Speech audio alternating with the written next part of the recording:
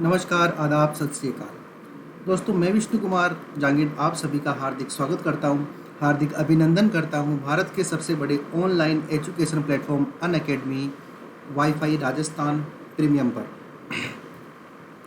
दोस्तों, जैसा कि आप जानते हैं, हमारे राजस्थान का जो पहला टॉपिक था, राजस्थान का सामान्य परिचय, वो कंप्लीट होने के बाद में अभी दूसरा टॉपिक हमारा स्टार्ट हुआ है, जिसका नाम है राजस्थान का भौतिक प्रदेश या फिजिकल डिविजन्स ऑफ राजस्थान।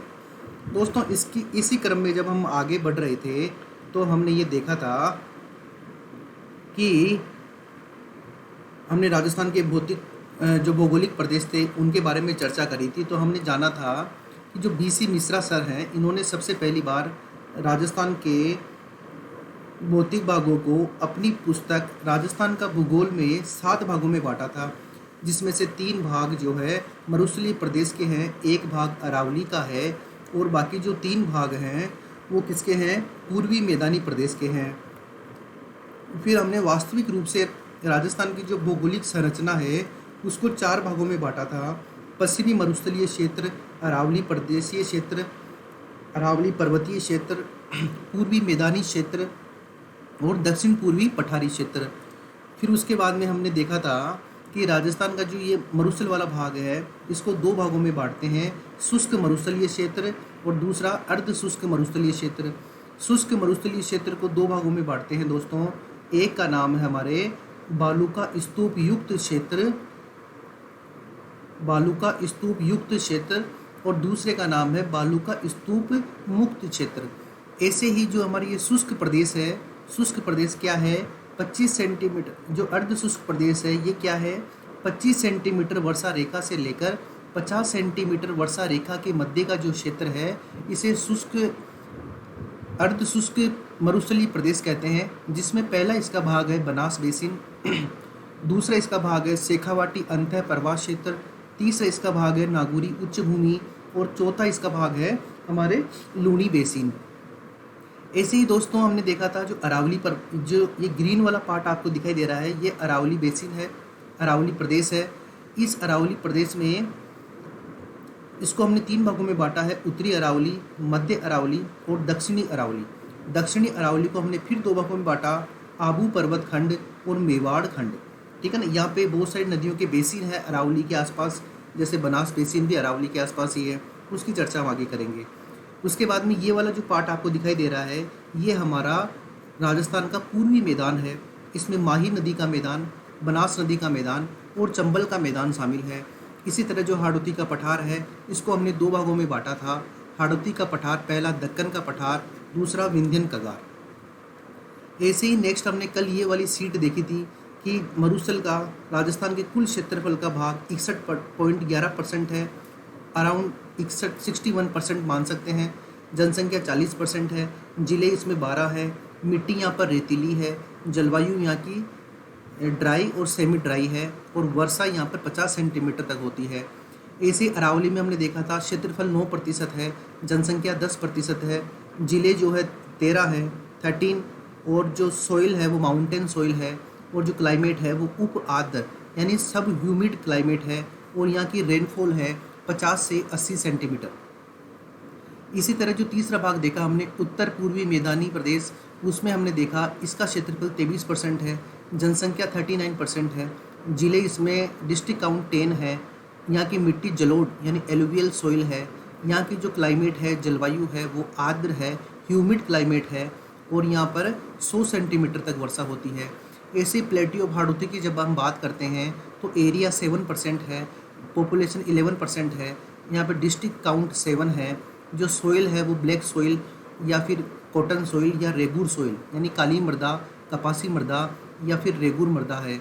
जलवायु यहाँ की है अति आर्द्र यानी मच ह्यूमिड जलवायु है, क्योंकि यहाँ पर सबसे ज़्यादा वर्षा होती है। कितनी होती है? 120 सेंटीमीटर, 120 सेंटीमीटर तक। दोस्तों, समझ आ रहा है आपको? अगर हम बात करें कि हमारे कुल जो है ये जो वर्षा है, राजस्थान की एवरेज वर्षा रेनफॉल कितनी है तो वो है 57.5 सेंटीमीटर यानी 57.5 सेंटीमीटर एवरेज रेनफॉल अकर इन राजस्थान। इस सीट को हमने कल देख लिया था दोस्तों। नेक्स्ट हम बात करते हैं हमारे पश्चिम मरुस्थलीय प्रदेश की। अब जो हमारे चार भौतिक प्रदेश हैं, इन भौतिक प्रदेशों को बड़ी डिटेल के अंदर चर्चा करेंगे। कोई भी चीज़ एस्केप नहीं करेंगे। मैं सभी चीज़ें आपको इसके बारे में बताऊंगा, पूरी इन्फॉर्मेशन आपको दूंगा। आप बस अपना पेन और कॉपी हाथ में लेकर, मैप साथ में लेकर बैठे रहें और इनको नोट करते रहें। देखो दोस्तों, राजस्थान का जो पश्चिम मरुस्थलीय प्रदेश है, ये राजस्थान के उत्तर और उत्तर पश्चिम दिशा में स्थित है। भाई राजस्थान जो है ये इस तरह से राजस्थान है, और इसके उत्तर यानी इस वाले भाग में और इस वाले पूरे भाग में क्या है, ये मरुस्थल है।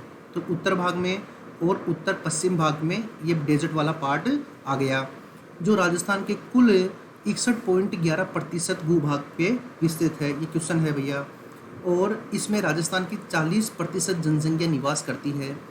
अब यहाँ पर देखो, बड़ा इंपॉर्टेंट क्वेश्चन है। इसी कारण यह है राजस्थान का जनसंख्या व क्षेत्रफल की दृष्टि से सबसे बड़ा भूभाग है दोस्तों। जनसंख्या और क्षेत्रफल की दृष्टि से सबसे बड़ा भूभाग है दोस्तों। बात समझ आ रही है आपको?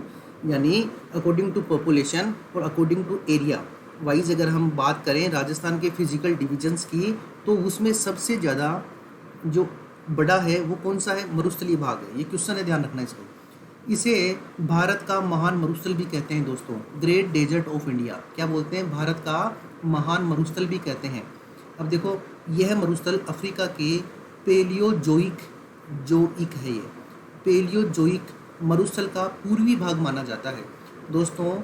अगर हम पूरे विश्व के मैप की बात करें तो हम देखते हैं यहाँ पे उत्तरी अमेरिका महाद्वीप है, यहाँ पे दक्षिणी अमेरिका महाद्वीप है, यहाँ पे ग्रीनलैंड है, यहाँ पे यूरोप महाद्वीप है, यहाँ पे अफ्रीका महाद्वीप है, और यहाँ पर एशिया महाद्वीप है, और ये भारत है।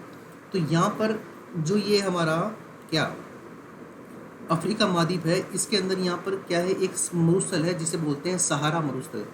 कौन सा मरुस्थल है ये? सहारा मरुस्थल है दोस्तों।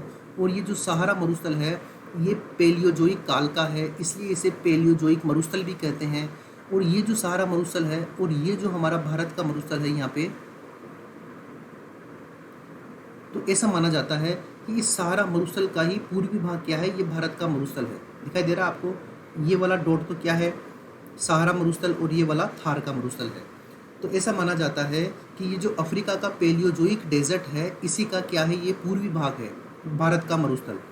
यह मरुस्थल हरियाणा, पंजाब, राजस्थान और गुजरात में फैला हुआ है दोस्तों। यह मरुस्थल कहाँ फैला हुआ है?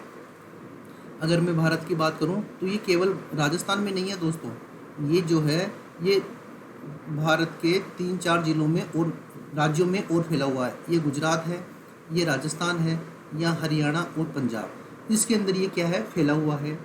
और भारत के संपूर्ण मरुस्थल का लगभग 62% कहाँ पर है दोस्तों? राजस्थान में है। भारत के संपूर्ण मरुस्थल का कितना परसेंट? अबाउट टू 62% कहाँ पर है दोस्तों? राजस्थान में है दोस्तों। बात समझ आ रही है आपको? और ऐसा माना जाता है कि पूरे भारत में 142 डेजर्ट ब्लॉक है दोस्तों। कितने हैं? 142 डेजर्ट ब्लॉक है दोस्तों। और इसमें से ऐसा माना जाता है कि लगभग 86 से ज़्यादा डेजर्ट ब्लॉक कहाँ पर है? राजस्थान में है दोस्तों। तो लगभग पूरे भारत का 62% जो है मरुस्थल कहाँ पर है? राजस्थान में है। डेजर्ट ब्लॉक का मतलब होता है रेगिस्तान का एक विशेष क्षेत्र, जिसे उसके डेवलपमेंट के लिए उसे एक ब्लॉक घोषित कर देते हैं कि भाई ये ब्लॉक 1 है, ये ब्लॉक 2 है, ऐसा ब्लॉक होता है। ब्लॉक की कोई विशेष इशू नहीं है। तो बात समझ में आई? एरिया हुआ 61%, पॉपुलेशन हुई 40%। एरिया और पॉपुलेशन में सबसे बड़ा भाग कौन सा है? पश्चिम मरुस्थलीय क्षेत्र है। ये क्या है? ये भारत का महान मरुस्थल है। और जो अफ्रीका का सहारा पेलियोजोइक मरुस्थल है उसका ईस्टर्न पार्ट माना जाता है। वो राजस्थान के अलावा राजस्थान, पंजाब, हरियाणा और गुजरात में फैला हुआ है। और पूरे भारत के मरुस्थल का 62%, 62% राजस्थान में है। और राजस्थान के कुल एरिया का 61% कहाँ पर है दोस्तों? कुल एरिया का 61% क्या है? मरुस्थलीय प्रदेश है। बात समझ आई होगी आपको? चलिए देखो दोस्तों, इसका जो निर्माण काल है वो प्लीस्टोसीन काल है दोस्तों। कौन सा काल है? प्लीस्टोसीन काल। देखो ये काल क्या होते हैं? पृथ्वी का जो निर्माण हुआ है, यानी पृथ्वी का जो निर्माण हुआ है वो 5 चरणों में हुआ है। ये 5 महाकाल हैं और इसके 16 काल हैं। 5 महाकाल है और इसके क्या है, 16 काल है। इसी काल में से एक है हमारे प्लीस्टोसीन काल। इसकी चर्चा मैं आपको करूँगा जब मैं आपको भूगर्भ समय सारणी जब मैं आपको बता रहा हूँगा, यानी जूलॉजिकल टाइम टेबल जब आपको मैं बता रहा हूँगा, तब मैं इस काल की चर्चा करूँगा कि ये काल कौन सा है, कितने समय पहले था, इसकी विशेष बातें क्या हैं, इसमें कौन से जीव आए थे, ठीक है ना। तो वो सब की चर्चा हम करेंगे। तो देखो दोस्तों, आगे चलते हैं। इस ये निर्माण काल, इसको विशेष रूप से आपको क्या रखना है, इसको याद रखना है बिना भूले, ठीक है दोस्तों। प्लीस्टोसीन काल है। अगर मैं बात करूं हमारे मरुस्थल वाले भाग के विस्तार की, तो इसकी लंबाई है 640 किलोमीटर, इसकी चौड़ाई है 300 किलोमीटर और इसकी एवरेज हाइट, औसत ऊंचाई है 200 से 300 मीटर दोस्तों। यानी ये मरुस्थल वाला भाग है, इसकी लंबाई कितनी है, इसकी लंबाई है 600 किलोमीटर और इसकी विड्थ यानी इसकी चौड़ाई कितनी है, इसकी चौड़ाई है 300 किलोमीटर। और अगर एवरेज हाइट की बात करूं तो वो कितनी है, 200 टू 300 मीटर, यानी 200 से 300 मीटर इसकी क्या है दोस्तों, औसत ऊंचाई है समुद्र तल से। बात समझ आ गई। देखो, औसत ऊंचाई किलोमीटर में नहीं होगी कभी, किस में होगी, केवल मीटर में होगी, जो कितनी है 200 से 300 मीटर। गॉट माय पॉइंट प्यारे दोस्तों, समझ आ रहा आपको। यानी 640 किलोमीटर की लंबाई है और इसकी चौड़ाई है 300 किलोमीटर, यानी विड्थ है इसकी 300 किलोमीटर और एवरेज हाइट है इसका 200 टू 300 मीटर। बात समझ आ गई। यानी इस पीपीटी में हमने क्या देखा, प्लीस्टोसीन एज इंपॉर्टेंट है, दूसरा लंबाई, चौड़ाई और औसत ऊंचाई। उसके बाद हमने एक पॉइंट इसका देखेंगे कि इसका ढाल, यानी इसका स्लोप कहाँ है, इसका ढाल कहाँ है। तो दोस्तों देखो, दो बातें हैं कि ये हमारा ईस्टर्न पार्ट है यानी पूर्वी भाग है, ये हमारा पश्चिम भाग है यानी वेस्टर्न पार्ट है, ये हमारा उत्तरी भाग है यानी नॉर्दर्न पार्ट है, ये हमारा दक्षिण भाग है यानी साउदर्न पार्ट है। हम सब जानते हैं कि यहाँ पर एक पहाड़ियाँ है अजमेर में, जिसे नाग पहाड़ बोलते हैं, और यहाँ से एक नदी निकलती है और वह नदी इस तरह से बहती हुई राजस्थान को क्रॉस करके यहाँ पर कच्छ के रण में मिल जाती है। रन ऑफ द कच्छ के अंदर ये ज्वाइन हो जाती है और इस नदी का नाम है दोस्तों लूनी नदी।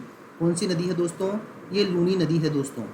तो ये जो लूनी नदी है, इसका बहाव किस तरफ आप देख रहे हो, इसका बहाव आप उत्तर पूर्व से यानी इस तरफ से बह रही है और कहाँ जा रही है, दक्षिण पश्चिम में जा रही है।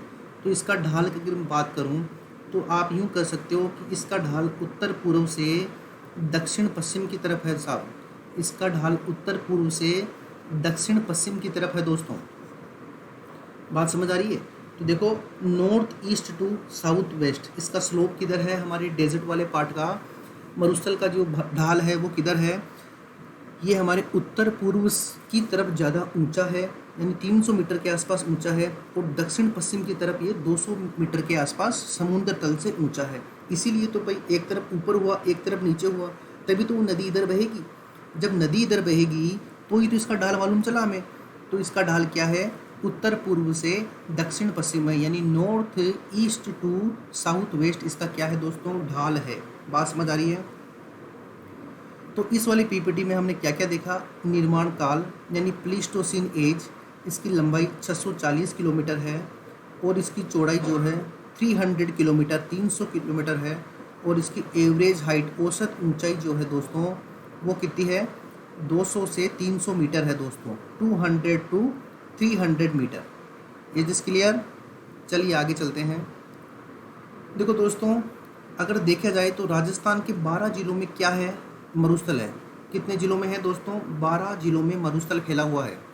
अब 12 जिले कौन से हैं, सीकर, चूरू, झुंझुनू, गंगानगर। दोस्तों आपके हाथ में मैप होना चाहिए और मैप के अंदर ये आप देखते रहो। तो अब आपको कोई डाउट होता है, कहीं कुछ गलत पड़ा हुआ है, ठीक है, या आपको लगता है कि कोई मतलब कोई गलत दिमाग में सेट है, तो आप उसको कमेंट करके मुझे बता सकते हो, मैं उसको बिल्कुल क्लियर कर दूंगा। क्योंकि ज्योग्राफी आपने पहले भी पढ़ी है, तो मैं ये नहीं चाहता कि अब ज्योग्राफी इसको मेरे साथ पढ़ने के बाद और आगे पढ़ो। आप समझ गए बात को। इसलिए ये लास्ट टाइम पढ़ना है आपको और बिल्कुल ही बेस्ट तरीके से पढ़ना है। इसके आगे फिर पढ़ने की आवश्यकता नहीं पड़नी चाहिए करंट अपडेट को छोड़कर। तो ये हो गया हमारा सीकर नंबर 1, 2 हो गया चूरू, 3 हो गया झुंझुनू, नंबर 4 हो गया श्री गंगानगर, नंबर 5 हो गया हनुमानगढ़, नंबर 6 हो गया बीकानेर, नंबर 7 हो गया जैसलमेर, नंबर 8 हो गया बाड़मेर, नंबर 9 हो गया जालोर, नंबर 10 हो गया जोधपुर, नंबर 11 हो गया नागौर और नंबर 12 हो गया दोस्तों हमारे पाली डिस्ट्रिक्ट। तो दोस्तों ये पश्चिम मरुस्थलीय प्रदेश जो है इसका निर्माण किससे हुआ था? 33C से इसका निर्माण हुआ, 33 सागर से हुआ। दोस्तों मैंने आपको बताया था पहली क्लास जो हमारी हुई थी उसके अंदर महाद्वीपीय विस्थापन सिद्धांत जो कि अल्फ्रेड वेगनर ने 1912 में दिया था और वह जर्मनी के भूवैज्ञानिक थे। तो उन्होंने बताया था कि ये जो पूरी पृथ्वी है, ये पृथ्वी पहले ये पूरा जो स्थल भाग है, ये स्थल भाग पूरा एक ही है जिसको हमने क्या बोलते थे, जिसको पेंजिया कहते थे। और इसके चारों तरफ क्या है, पानी था जिसे हमने क्या कहा, पेंथालासा कहा। हमने मतलब अल्फ्रेड वेगनर सर ने, अल्फ्रेड वेगनर। उसके बाद में कुछ भूगर्भिक हलचल हुई और उस भूगर्भिक हलचल के कारण ये पेंजिया जो था ये दो भागों में टूट गया। एक का नाम इसने लिखा अंगारा लैंड। क्या लिखा दोस्तों? अंगारा लैंड बताया। और ये पेंजिया के जो नीचे वाला भाग था इसको उन्होंने गोंडवाना लैंड बताया दोस्तों।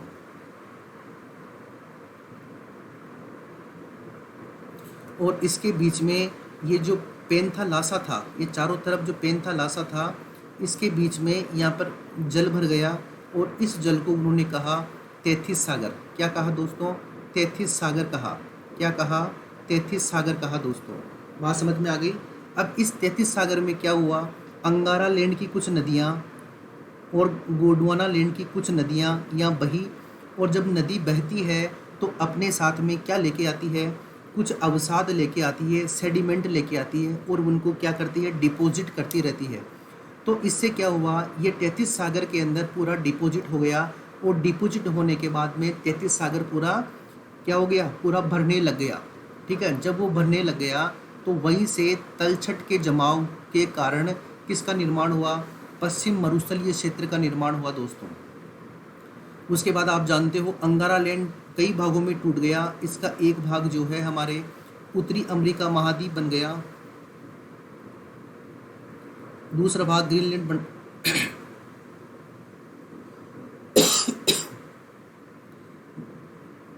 दूसरा भाग जो है ये ग्रीनलैंड वाला भाग हो गया।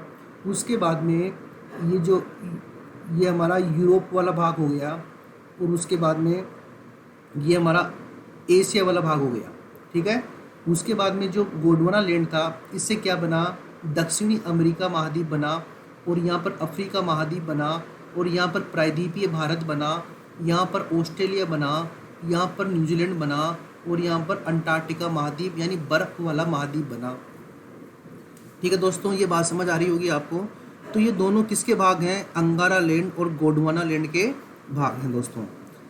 अब दोस्तों देखो, तो हमारा मेन मोटो क्या था कि भाई पश्चिम मरुस्थलीय क्षेत्र का निर्माण किससे हुआ, 33 सागर से हुआ। ठीक है, अब देखो आगे, इसी कारण मरुस्थलीय भाग में धात्विक खनिजों का अभाव मिलता है दोस्तों। किसका अभाव मिलता है, धात्विक खनिजों का अभाव मिलता है। यानी यहाँ पर मेटल्स जो मिनरल होते हैं वो नहीं मिलते हैं। क्यों? क्योंकि ये मिनरल जो है ये पहाड़ी भागों में मिलते हैं और इस क्षेत्र में ऐसी कोई घटना नहीं हुई पृथ्वी के निर्माण काल में कि यहाँ पर धात्विक खनिजों का क्या हो सके, मतलब ये धात्विक खनिजों का भंडारण हो सके। लेकिन यहाँ पर क्या मिलता है, लेकिन यहाँ पर प्राकृतिक तेल और गैस की प्रधानता मिलती है दोस्तों। और प्राकृतिक तेल और गैस कहाँ मिलता है, जो टर्शियरी चट्टानें होती है, टर्शियरी चट्टानों के अंदर क्या मिलता है दोस्तों, हमारे को प्राकृतिक तेल और गैस ज़्यादा मिलता है। तो ध्यान रखना, इसका निर्माण हुआ 33 सागर से, ये 12 जिलों में फैला हुआ है और यहाँ पर धात्विक खनिजों का अभाव मिलता है। लेकिन यहाँ पर क्या बेस्ट मिलता है, प्राकृतिक तेल और गैस की प्रधानता यहाँ पर ज़्यादा है। और ये किस किस प्रकार की चट्टानों में मिलती है, टर्शियरी एज की जो रॉक्स हैं, टर्शियरी काल की जो चट्टानें हैं वहाँ पर ये ज़्यादा मिलती है। इस प्रदेश की औसत वर्षा की बात करें तो ये 25 से 50 सेंटीमीटर होती है दोस्तों। याद करो, ये अरावली है और यहाँ पर एक हमने 25 सेंटीमीटर वर्षा रेखा लिखी थी और एक हमने 50 सेंटीमीटर वर्षा रेखा बताई थी। तो यहाँ पर इस वाले भाग में जब हम पूर्व से पश्चिम की तरफ मूव करते हैं तो वर्षा की मात्रा में कमी आती है। दोस्तों जलवायु के अंदर मैं आपको बताऊंगा कि हम जब राजस्थान में दक्षिण भाग से उत्तर भाग की तरफ चलते हैं या फिर पूर्व की तरफ से पश्चिम की तरफ चलते हैं तो हम ये महसूस करेंगे कि वर्षा की मात्रा और वर्षा के दिनों की संख्या दोनों में क्या आती है, कमी आती है दोस्तों। तो यहाँ पर 25 से 50 सेंटीमीटर या यूँ कह सकते हो कि 10 से 50 सेंटीमीटर की वर्षा यहाँ पर होती है। और यहाँ पर जो वनस्पति मिलती है दोस्तों वो मरुदभिद वनस्पति मिलती है। मरुदभिद यानी जीरोफाइट वनस्पति मिलती है। इस वनस्पति की क्या खास बात होती है, इस वनस्पति के अंदर पत्ते जो होते हैं ना, जो लीव्स होती है वो बहुत छोटी होती है दोस्तों। जब छोटी पत्ती होगी या फिर कांटे के रूप में पत्ती होती है, लेकिन और इस वनस्पति की जड़ें बहुत गहरी होती है, क्योंकि आपको पता है इस क्षेत्र में पानी की कमी है। इसलिए प्रकृति इस प्रकार का सिस्टम सेट करती है कि यहाँ पर उगने वाली वनस्पति की जड़ें क्या होती है, बहुत गहरी होती है। तो वो नीचे से क्या आर्द्रता ग्रहण करती है या फिर जो नमी है वो ग्रहण करती है। और वहीं पर इसकी जो पत्तियाँ होती है तो पत्तियाँ क्या छोटी होती है। आप जानते हो, विज्ञान के अंदर आप पढ़ते हो कि बाग जो होता है ना, कोई उद्यान या कोई गार्डन, वहाँ पर ठंड का अनुभव क्यों होता है, क्योंकि वो जो पेड़ या पौधा होता है उसकी जो बड़ी पत्तियाँ हैं उससे पानी का वापस वाष्पोत्सर्जन होता है, यानी उसकी पत्तियों के माध्यम से पानी वापस वायुमंडल में निकलता है और वहाँ ठंडक महसूस होती है। तो जब यहाँ पानी कम है, अगर बड़ी पत्तियाँ होगी तो पानी ज़्यादा खर्च होगा ना, इसलिए पत्तियाँ बिल्कुल छोटी होती है। या फिर आप यूँ कह सकते हो कि कांटों के रूप में होती है, जैसे कैक्टस होता है ना। कैक्टस गार्डन जैसलमेर में है, ध्यान रखना। कैक्टस गार्डन कहाँ पर है, जैसलमेर में है। नागफनी या फिर बेर, छोटे छोटे बेर आते हैं ना, बेर, या तो वो बेर मान लो या फिर केर मान लो। देखो केर का क्या आचार बनता है दोस्तों, आप सभी जानते हो, छोटे छोटे होते हैं, बिल्कुल ग्रीन कलर के छोटे छोटे होते हैं, उनका आचार बनता है। अगर उस पौधे की, उस पेड़ की, उस झाड़ी की अगर पत्तियां आप देखोगे तो बिल्कुल कांटों के समान होती है दोस्तों। बात समझ गई, बात समझ गए आप सभी। तो ये वनस्पति जो ये है, इसकी विशेषता है ये। और उष्ण कटिबंधीय कांटेदार वन मिलते हैं दोस्तों यहाँ पे। और मिट्टी यहाँ की रेतीली है और भूरी है। और समुद्र तल से ऊंचाई जो है वो 200 मीटर से 300 मीटर तक है दोस्तों। समुद्र तल से ऊंचाई कितनी है, 200 मीटर से 300 मीटर तक है दोस्तों। इस क्षेत्र के अंदर कुछ महत्वपूर्ण नदियाँ भी मिलती है, जैसे हमारे गग्गर नदी आती है, लूनी नदी आती है। गग्गर नदी कहाँ बहती है, आपको बताया था मैंने, गग्गर नदी हनुमानगढ़ और श्री गंगानगर में बहती है। जो लूनी नदी है अजमेर के नागपाड़ से निकलती है और अजमेर होते हुए ये आगे बढ़ती है। और अजमेर के बाद में ये पाली होते हुए अपने जो नीचे वाला एरिया है राजस्थान का, लूनी बेसिन वाला, उसके अंदर बहकर ये कच्छ के रण के अंदर मिल जाती है दोस्तों। उसके बाद में कांकने नदी, ये हमारे कहाँ पर है, जैसलमेर में है। उसके बाद कांकली नदी, ये मैंने आपको बताई थी, सीकर और झुंझुनू में है। ये सभी नदियाँ यहाँ पर क्या होती है दोस्तों, प्रवाहित होती है। और यहाँ पर एक राष्ट्रीय मरु उद्यान भी है दोस्तों। यहाँ पर क्या है, नेशनल डेजर्ट पार्क या उद्यान, राष्ट्रीय मरु उद्यान भी है। और ये जो उद्यान है ये किसके लिए प्रसिद्ध है, ये गोडावन के लिए प्रसिद्ध है दोस्तों। किसके लिए प्रसिद्ध है, गोडावन, एक राजस्थान का राज्य पक्षी है गोडावन, इसके लिए प्रसिद्ध है। और ये जो राष्ट्रीय मरु उद्यान है ये क्या है, ये भारत सरकार, राजस्थान सरकार का एक अभयारण्य है। क्या है दोस्तों, ये एक अभयारण्य है, यानी ये नेशनल पार्क नहीं है, राष्ट्रीय उद्यान नहीं है, ये एक राजस्थान गवर्नमेंट के द्वारा बनाया गया अभयारण्य है दोस्तों। ध्यान रखना, नाम इसका राष्ट्रीय है लेकिन फिर भी क्या है, अभयारण्य है। बात समझ आ रही होगी आपको। उसके बाद में तो इस स्लाइड के अंदर हमने ये देखा कि ये जो पश्चिम मरुस्थलीय क्षेत्र है इसका निर्माण 33C से हुआ है। यहाँ पर प्राकृतिक तेल और गैस की प्रधानता मिलती है। यहाँ पर मरुदभिद जीरोफाइट वनस्पति मिलती है और यहाँ की मिट्टी रेतीली है। और ये समुद्र तल से ये 200 से 300 मीटर की ऊंचाई पर है। यहाँ पर गग्गर नदी, लूनी नदी, कांकने नदी, कांकली नदी आदि बहती है। और यहाँ पर राष्ट्रीय मरु उद्यान भी स्थित है। इसी के साथ ही ये 12 जिलों में फैला हुआ है। ठीक है दोस्तों, यहाँ की वनस्पति में क्या है, जैसे खेजड़ी हो गई, खेजड़ी की पत्तियाँ देखना आप बिल्कुल छोटी होती है, बेर हो गया, केर हो गया, नागफनी हो गई, इस प्रकार की वनस्पतियाँ मिलती है दोस्तों। इनको जब गूगल करोगे आप तो बिल्कुल छोटी छोटी पत्तियाँ यहाँ पर आपको दिखाई देगी। देखो दोस्तों, ये मरुस्थल अफ्रीका के सहारा मरुस्थल का पूर्वी भाग है, आपको पता है, कोई दिक्कत नहीं है। ये विश्व के सबसे अधिक जनसंख्या घनत्व और जैव विविधता वाला क्षेत्र है दोस्तों। देखो, मरुस्थल के बारे में आम विचार ये रहता है, जनरल थ्योरी ये रहती है कि मरुस्थल है, इसका मतलब वहाँ न तो पानी होगा, न वहाँ पे डेंसिटी होगी यानी घनत्व भी नहीं होगा, न वहाँ पे बायोडाइवर्सिटी होगी। लेकिन दोस्तों, आपको जानकर ताजुब होगा कि हमारे पश्चिमी राजस्थान वाला जो भाग है, जो मरुस्थल है, ये बायोडाइवर्सिटी बहुत ज़्यादा है। यहाँ पर जो हमारा राजस्थान का राज्य पक्षी है गोडावन, वो मिलता है, तीवड़ा सांप मिलते हैं, कई प्रकार के जो पक्षी होते हैं वो विदेश से यहाँ पर आते हैं। ठीक है, इसके अलावा जनसंख्या घनत्व बहुत ज़्यादा है। मैंने बताया था कि ये जो थार का मरुस्थल वाला भाग है, राजस्थान का पश्चिम मरुस्थलीय क्षेत्र, ये सबसे बड़ा क्षेत्रफल के आधार पर भी और सबसे बृहद जनसंख्या के आधार पर भी है दोस्तों। पता है आपको, इसका कुल एरिया 61.11% है और यहाँ कुल राजस्थान की 40% जनसंख्या निवास करती है, और ऐसा कोई भी हिस्सा नहीं है जहाँ पर 40% जनसंख्या निवास करती है। ठीक है ना, इसलिए यहाँ पर ये अधिक जनसंख्या वाला भाग है दोस्तों। ठीक है ना, अधिक जनसंख्या वाला भाग है और जैव विविधता यहाँ पर ज़्यादा है दोस्तों। बात समझ आ गई? और इसी कारण डॉक्टर ईश्वरी प्रसाद ने इसे क्या कहा है, रुक्ष क्षेत्र कहा है दोस्तों। क्या कहा है? रुक्ष क्षेत्र कहा है। और किसने कहा है? डॉक्टर ईश्वरी प्रसाद ने कहा है। ये मरुस्थल पाकिस्तान, भारत के राजस्थान, गुजरात, पंजाब और हरियाणा, आपको पता है पाकिस्तान, राजस्थान, गुजरात, पंजाब और हरियाणा के अंदर फैला हुआ है। तो दोस्तों, एक बात का ध्यान रखना, भारत के अंदर इसे थार का मरुस्थल कहते हैं, वहीं पाकिस्तान में इसको थाल का मरुस्थल कहते हैं। किसका मरुस्थल? मरुस्थल ऑफ थाल। नाम चेंज कर दिया उन्होंने, अब कर दिया तो कर दिया भाई, छोटे भाई हैं हमारे, क्या करें, मानते ही नहीं है बिल्कुल ही। बात समझ आ रही है आपको? यानी थार का मरुस्थल और थाल का मरुस्थल एक ही बात है। ठीक है, ये थार का मरुस्थल कुल क्षेत्रफल लगभग 8,33,000 वर्ग किलोमीटर बताया जाता है। कुल क्षेत्रफल पूरा भारत और पाकिस्तान सारा मिला के, जिसमें राजस्थान में ये 1,75,000 वर्ग किलोमीटर है दोस्तों। हेंगसांग का नाम आपने सुना ही होगा। हेंगसांग ने इस प्रदेश को गुर्जरात्रा प्रदेश कहा है दोस्तों। क्या कहा है? गुर्जरात्रा प्रदेश कहा है। ठीक है ना, क्योंकि यहाँ पर गुर्जर प्रतिहार का क्षेत्र माना गया है इसको, इसलिए इसे गुर्जरात्रा प्रदेश कहा है। हेंगसांग को आप भूल गए क्या?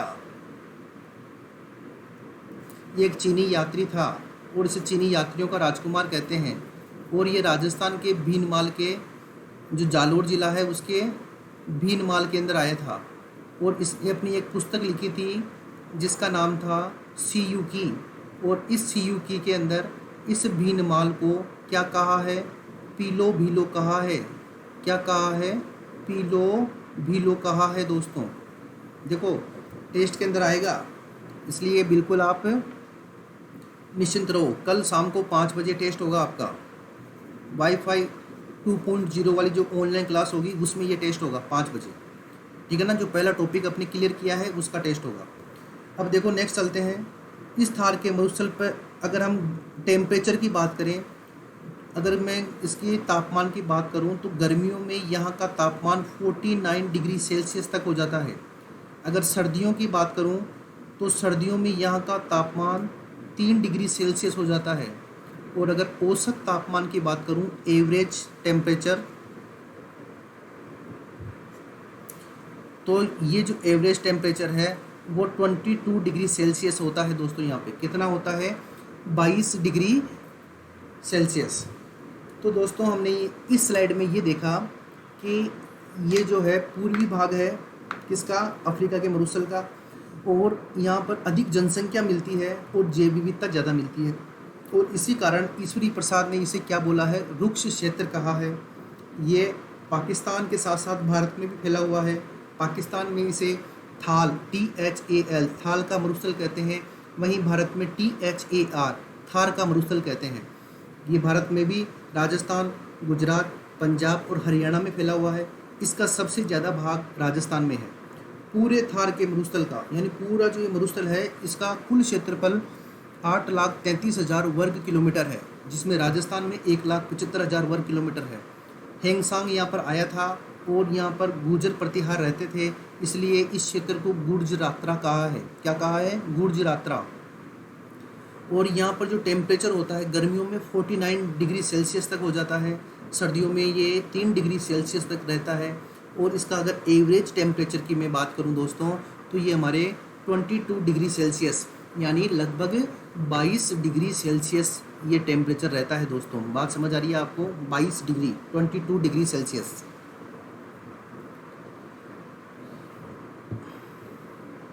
दोस्तों आगे चलते हैं।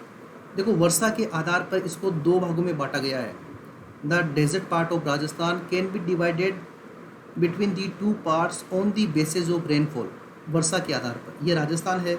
इस राजस्थान में आप देख पा रहे होंगे बहुत ही अच्छे तरीके से। मैं थोड़ा इसको, ये देखो, अब आपको अच्छे दिख रहा होगा दोस्तों। ये जो मेरा जो आपको यहाँ पे हैंड दिख रहा है, इसकी ये वाली जो रेखा है ये 50 सेंटीमीटर वर्षा रेखा है। ये देखो, ये 50 सेंटीमीटर सम वर्षा रेखा है। और ये वाली जो रेखा है दोस्तों, इस रेखा को बोलते हैं 25 सेंटीमीटर सम वर्षा रेखा। मैंने आपको पहले ही बताया था, यानी 25 सेंटीमीटर वर्षा रेखा से लेकर रेड क्लिफ लाइन तक का जो ये वाला क्षेत्र है इसे हम बोलते हैं शुष्क मरुस्थल। क्या बोलते हैं दोस्तों? शुष्क मरुस्थल। और इस 25 सेंटीमीटर वर्षा रेखा से लेकर जो 50 सेंटीमीटर वर्षा रेखा के बीच का जो क्षेत्र है इसे क्या बोलते हैं दोस्तों? अर्ध शुष्क मरुस्थल। और शुष्क मरुस्थल दो भागों में बटा हुआ है।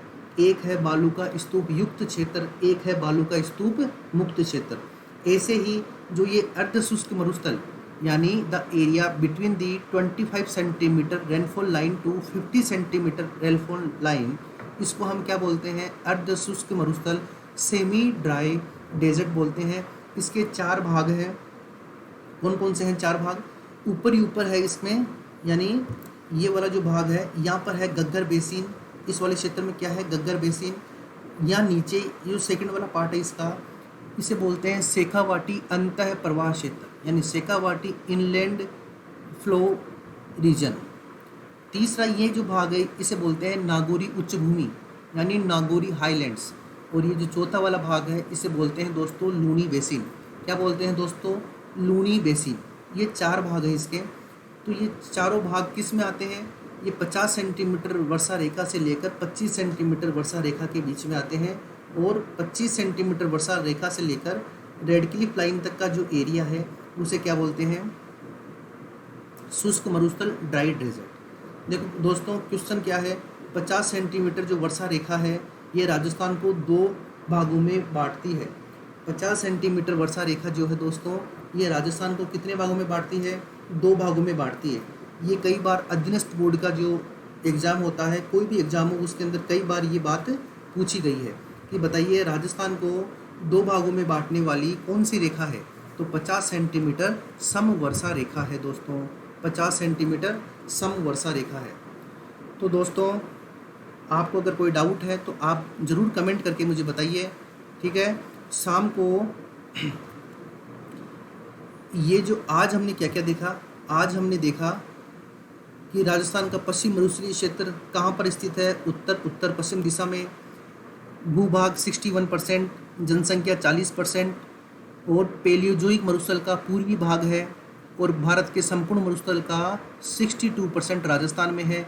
निर्माण काल प्लीस्टोसीन काल है। लंबाई 640 किलोमीटर, चौड़ाई 300 किलोमीटर और एवरेज हाइट 300 मीटर तक है। इसका ढाल जो है उत्तर पूर्व से दक्षिण पश्चिम की तरफ है। इसका निर्माण 33 सागर से हुआ है। यहाँ पर प्राकृतिक तेल और गैस ज़्यादा मिलती है। वनस्पति मरुद्भिद मिलती है। यहाँ पर गग्गर नदी, लूनी नदी, काकने नदी, कातली नदी बहती है। राष्ट्रीय मरु उद्यान यहाँ का प्रमुख उद्यान है और ये 12 जिलों में विस्तृत है दोस्तों। थार का मरुस्थल को ईश्वरी प्रसाद ने रुक्ष क्षेत्र कहा है और हेंगसांग ने इसे गुजराता प्रदेश कहा है। गर्मियों में यहाँ पर 49 डिग्री सेल्सियस, सर्दियों में 3 डिग्री सेल्सियस और एवरेज टेम्परेचर 22 डिग्री सेल्सियस रहता है।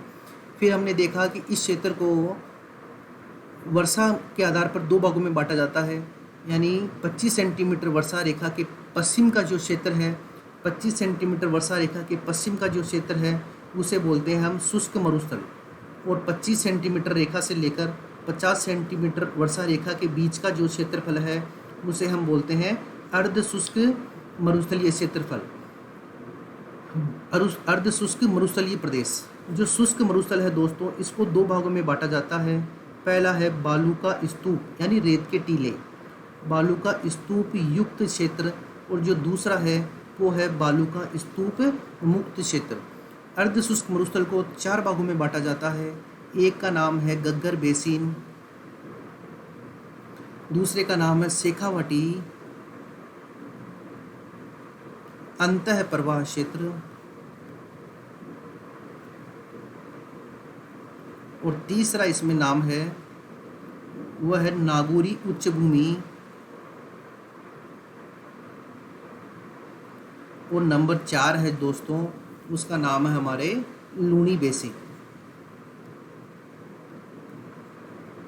ये आज हमने सीखा, और इसके आगे का जो भाग है उसको हम कल पढ़ेंगे। हम बालू का स्तूप युक्त क्षेत्र, यानी जो रेत के टीले मिलते हैं वो कितने प्रकार के होते हैं, वो किस किस हिसाब से बनते हैं, और उनकी क्या विशेषताएं हैं, राजस्थान में कहाँ कहाँ मिलते हैं। यहाँ से बड़े अच्छे क्वेश्चन आते हैं, पटवारी से लेकर पुलिस कांस्टेबल से लेकर हमारे जो आरएएस एग्जाम है वहाँ तक पूछे जाते हैं। अभी आरएएस मुख्य परीक्षा में ये पूछा था, अर्ध शुष्क मरुस्थलीय प्रदेश की विशेषताओं का वर्णन करो 50 शब्दों में और 5 मार्क्स का, यानी 50 वर्ड में इसका आंसर लिखना था, और 5 नंबर का ये क्वेश्चन आया था। ठीक है दोस्तों, तो ये राजस्थान की प्रत्येक एग्ज़ाम के लिए वह एग्ज़ाम जो आरपीएससी और अधीनस्थ बोर्ड के द्वारा जितनी भी अपकमिंग एग्ज़ाम्स हैं उनके लिए ये बेस्ट सीरीज चल रही है राजस्थान ज्योग्राफी की और इंडियन ज्योग्राफी की। इंडियन ज्योग्राफी क्लासेज आज से स्टार्ट हो चुकी है, और ये आप कहाँ देख सकते हो, अनअकैडमी लर्निंग ऐप डाउनलोड करके विष्णु कुमार जांगिड़ को फॉलो करोगे तो आपको वो क्लासेज आपको दिखाई देगी। आज पहली क्लास हो गई है, और कल से सुबह 9 बजे इंडियन ज्योग्राफी और शाम को 5 बजे वाईफाई 2.0 पर Rajasthan geography live classes start हो रखी है पिछले 10 दिनों से। शाम को 5 बजे लाइव राजस्थान ज्योग्राफी, और सुबह शाम को 5 बजे live Rajasthan geography wifi 2.0 YouTube channel पे, और सुबह 9 बजे अनअकैडमी लर्निंग ऐप पर इंडियन ज्योग्राफी विष्णु कुमार जांगिड़ के द्वारा। आप इसे फॉलो कर सकते हैं। आपको लग रहा है कि मैटर बहुत अच्छा है तो अपने दोस्तों को ज़रूर बताएं और शेयर करें। इसी के साथ ही आज का लेक्चर इतना ही, इसके आगे कल। तो स्वस्थ रहो, खुश रहो, मस्त रहो, अपना ध्यान रखो, अपने निकटवर्ती पड़ोसियों का ध्यान रखो, क्योंकि आप एक जिम्मेदार देश के क्या हो, जिम्मेदार नागरिक हो। ठीक है दोस्तों, टेक केयर, जय हिंद, जय भारत।